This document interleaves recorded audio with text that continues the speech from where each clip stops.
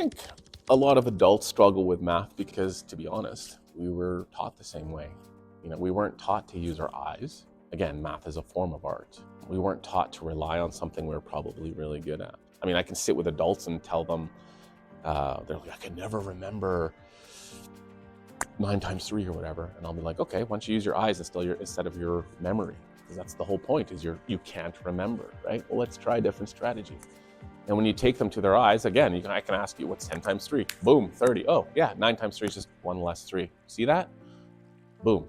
And so it usually comes down to that, in that it's nothing. I hear a lot of adults saying, oh, I was never good at math. And then I'll sit with them and chat for like 2-3 minutes, and they're like, oh, damn, wish I was taught like that. And present company included, I was not taught like that either. I had to relearn math completely. New math. Ugh. Not gonna lie, I don't even understand half of it. And I'll even go so far to say is I don't really care to. Math was never broken. And along came somebody and said, hey, let's this. And I see what they're trying to do.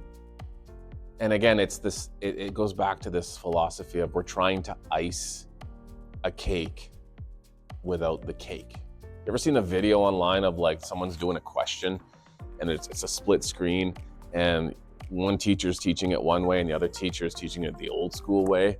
This teacher's done in like 12 seconds and this teacher's still going. This teacher goes off, makes coffee, has a shower, calls his mom and comes back and this teacher's still going at it.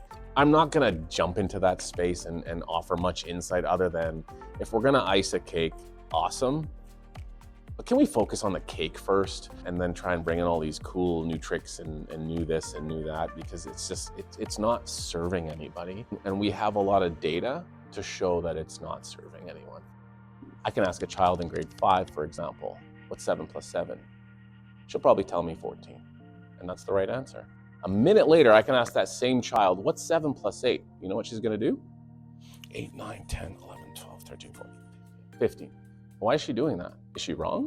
No, she's not wrong. Why is she doing it that way though? Because that's how she was taught. What's wrong with that is she's not seeing a pattern. She's not seeing that, I don't know what 7 plus 8 is, but yeah, 7 plus 7 is 14, 8's just another number, boom, 15. So fast forward, these same types of strategies are now being applied to multiplication. What's 9 times 3? 3, 6, 9, 12, 15, 18, 27. Was that multiplying? No, that wasn't multiplying. That was skip counting. That's a grade 1, grade 2 level skill. Or the other one is memorize it, oh, I haven't remembered, right? But now we're telling kids to memorize every combination of every number. And you're not allowed to be wrong because math, I'm sorry, it's either you're right or you're wrong. And so what ends up happening is they're going to forget because again, that's not the strength. The strength is here, not back here. What's a different way of teaching that? Well, for example, you ask a kid what's 10 times 3, they'll say 30. Okay, and 9 times 3 is just 1 less 3. And then when you teach a child like that, you know what happens to their eyes?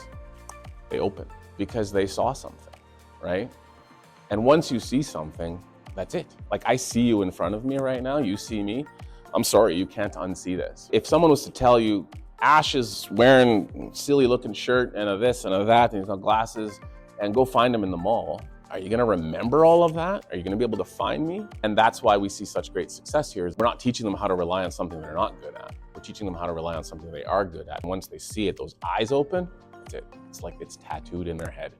I always find this fascinating because we sit here in the West and go, we're looking at students from third world countries, yet interestingly, it's those same students who I find to be the most proficient in math. When I'm sitting with the parents, I ask them, I'm like, your child's in grade 6 and they're at a grade 5.5 level. Like they're actually almost at grade level.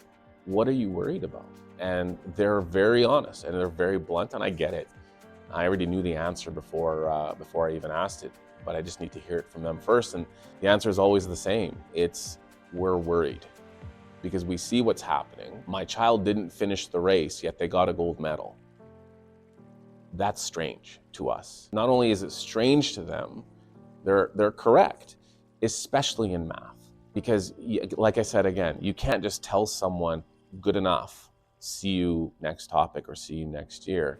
We're setting that child up for failure. And if I was to see that knowing what I know, I was to see that my daughter was being pushed ahead into topics that she had no business being pushed into, of course I'd be nervous. And of course I would have to take matters into my own hands, because that's just not how math works. Why is support and education expensive? I don't know if it is. I look at the marketplace right now, and yeah, we're in interesting economic times, and the price of an avocado is $5. But when I look at just kind of the overall scope of individual services, I don't think it is expensive. It doesn't mean it's cheap. My lawyer is $500 an hour. My accountant is $200 an hour. My mechanic is $150 an hour. Custom education for $30, $40 an hour, $50 an hour. I don't see it that way. As a parent, I can attest to the fact that, you know, having a child is not cheap. And my daughter isn't in hockey. She's in soccer and swimming and music and gymnastics and baseball. When I hear stories of what my friends are paying for their children to enroll in a season of hockey, it makes me want to kind of vomit. So it's all about perspective, and it's at the end of the day, it's also about value. We're not selling math help here. We're selling peace of mind. When parents are calling me and saying, my child has no confidence, my child blah, blah, blah. Yeah, of course it's about the math, but more importantly, it's about how do we solve this? I don't want to see my child having meltdowns. I don't want to see my child in tears. I don't want to see my child thinking that he or she isn't smart. That's more so the value proposition from our